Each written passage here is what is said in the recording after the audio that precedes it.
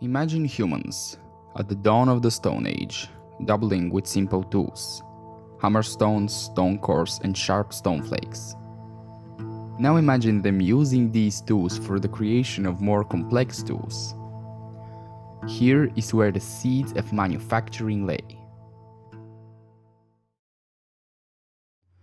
From the Stone Age all the way into the Industrial Age, the primary way of making tools or products was by hand, by skilled craftsmen, sometimes employed by small enterprises. What led to these enterprises, often being just large families, to enter large-scale production and change how businesses operated was the automation of the processes of making different goods. It is difficult to precisely point to one thing that caused the Industrial Revolution, and perhaps there are many, like standardization, the steam engine, the assembly line, or overall advancements in engineering principles.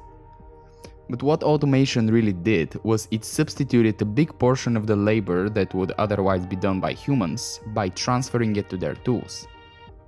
Now, in the 21st century, with advanced software and machine learning, manufacturing processes have been abstracted into pure instructions, not only substituting a portion of the human labor, but getting closer to entirely taking over the whole process of making things, without the need of any human hand. Manufacturing has been defined as the process of converting raw material into a finished product. So in order to better understand manufacturing and therefore 3D printing, it would be beneficial to familiarize yourself with the entire input-output operation here, with input being the material, manufacturing as the actual process, and the output, that is, the product produced. Materials are studied under the branch of materials science, which is concerned with the relationship between the structure of matter and its properties. The basic unit of matter, as we all know, is the atom.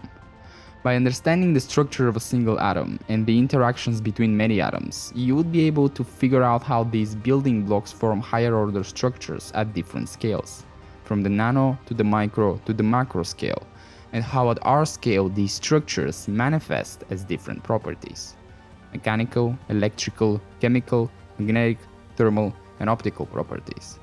Based on all of these, materials can be classified in 4 categories: metals, polymers, ceramics, and composites, which are combinations of the other 3. So let's as an example take a metal alloy like steel. How do we convert it into a finished product? Well, we can increase the temperature to make it more deformable and then apply different stresses to make the material go under plastic deformation and produce the desired geometry. This, in its simplest sense, is what forming is. You might ask, why not just take the final matrix of the object that's required and insert the material in as a fluid, let it solidify inside, get it out, and you've got your object?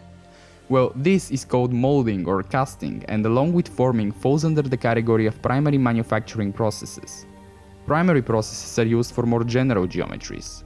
If you want a more detailed object, you have to turn to secondary processes. These are machining and joining. Machining is a subtractive technique like drilling or cutting, and joining, as the name suggests, is about joining 2 objects together, by welding them, for example.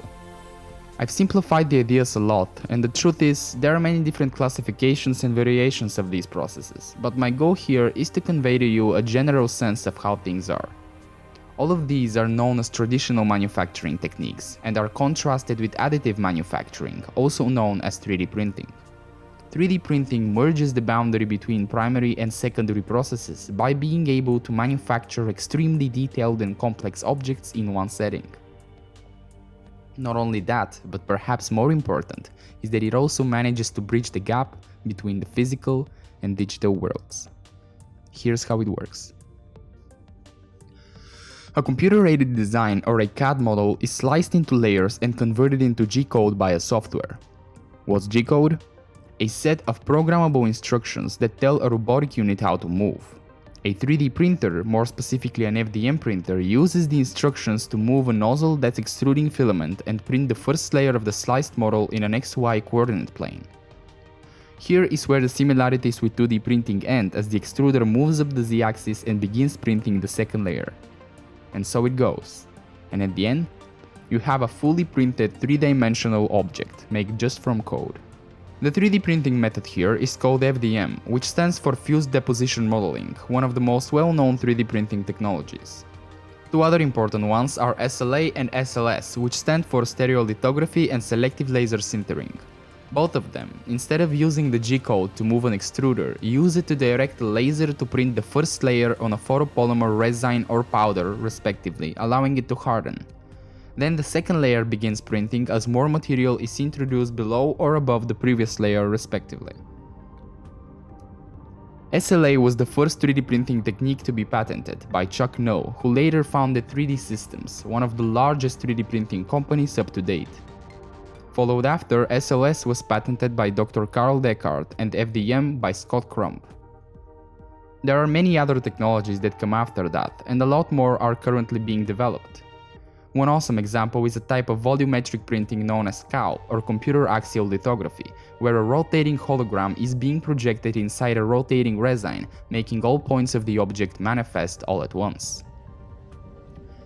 This technology is still in its infancy, but it shows how far we've come as a species, all the way from the hammerstones to what seems to approach the nanofabricator from the book Engines of Creation.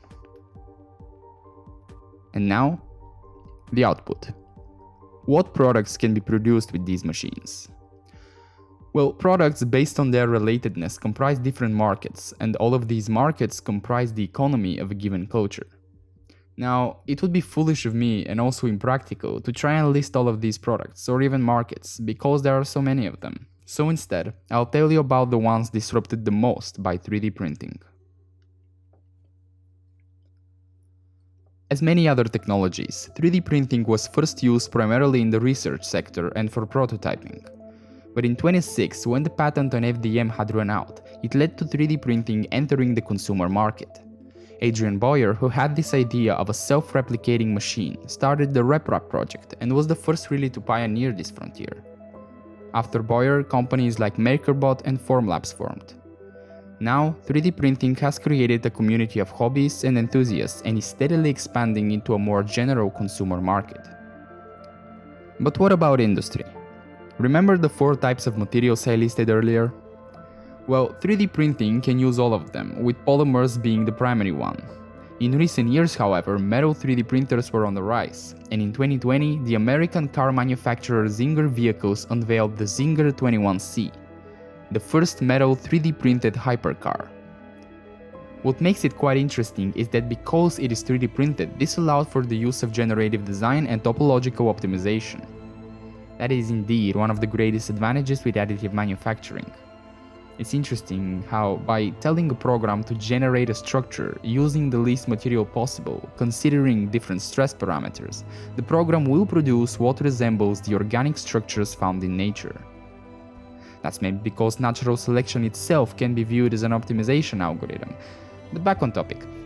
The Zinger car is a clear illustration of 3D printing transitioning from prototyping into large-scale mass production. But what if 3D printing were to exit manufacturing as a whole and enter construction? In the 30th of April this year, the tenants of the first lived-in 3D printed home in the Netherlands received their keys. Not long after that, a 12-meter 3D printed stainless steel bridge opened, also in the Netherlands. There are many more projects like these being executed right at this very moment, all around the globe. One of the largest of these projects is the construction of the first 3D printed housing community in the United States, California. 3D printing homes is not only cheaper, but also faster, with houses being built in as least as 24 hours. The largest 2,600 square feet 3D printed building was constructed in only 17 days. And then there's 4D printing. You probably already asked yourself if there is such a thing, and there is, the fourth dimension being time. You're still printing a 3-dimensional object, but you're doing it in such a way and with such materials so to be able to induce change in the shape of the object by inputting some type of energy, like heat or light for example.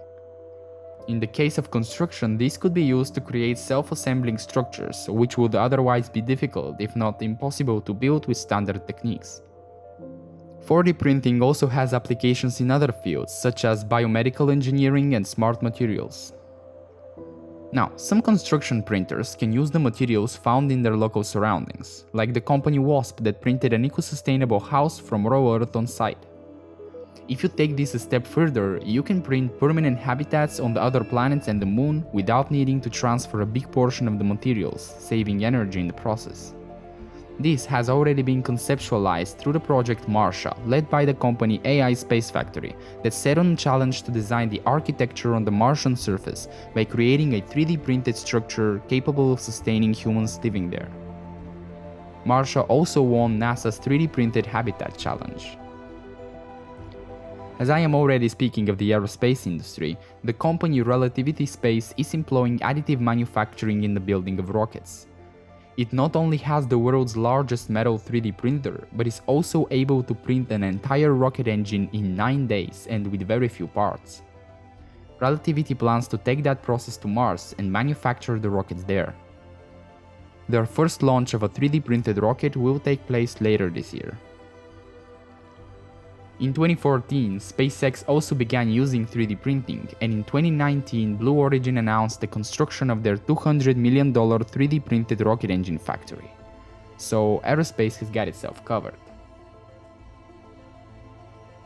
Quite different from the automotive, aerospace, and construction industries is the fashion industry. You wouldn't expect to see 3D printing here, but there it is. In the manufacturing and prototyping of footwear, or in the creating of costumes for movies like Marvel's Black Panther and Iron Man.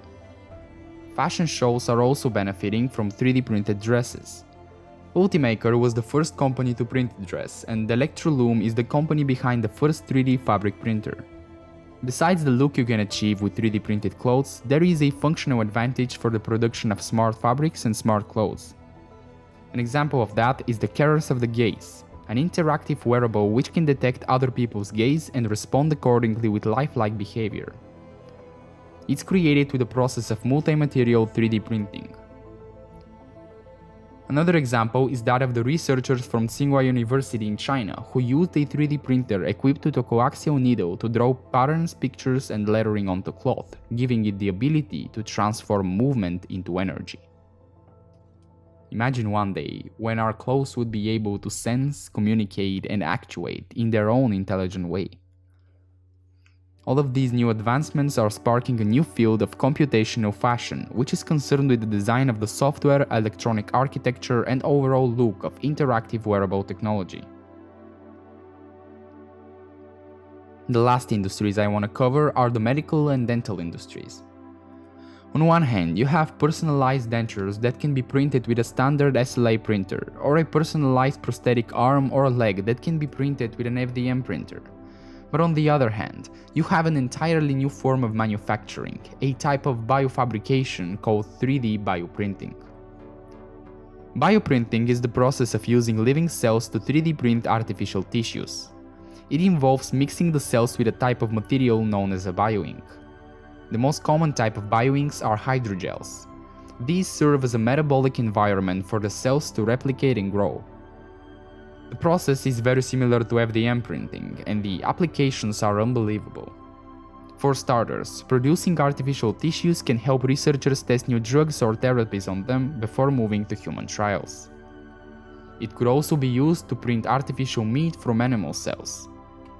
By lowering the cost of production, this can get us one step closer to the more sustainable form of agriculture called cellular agriculture. The more ambitious goal, however, is to use bioprinting for the manufacturing of human organs and the solving of the global organ shortage crisis. In 1999, a team of scientists from the Wake Forest Institute of Regenerative Medicine printed an artificial scaffold for a human bladder, which was then seeded with the patient's own cells, making it the first functioning, compatible 3D printed organ. From then, many different human parts were printed, from bones, ears, and skin to kidneys, livers, and hearts. Even a responsive neural tissue has been fabricated. Who knows, maybe one day we could print an entire brain that could serve as the organic hardware for artificial intelligence. The way the CAD models for most of these organs are acquired is by using medical imaging technologies like MRI to 3D scan the organ one slice at a time.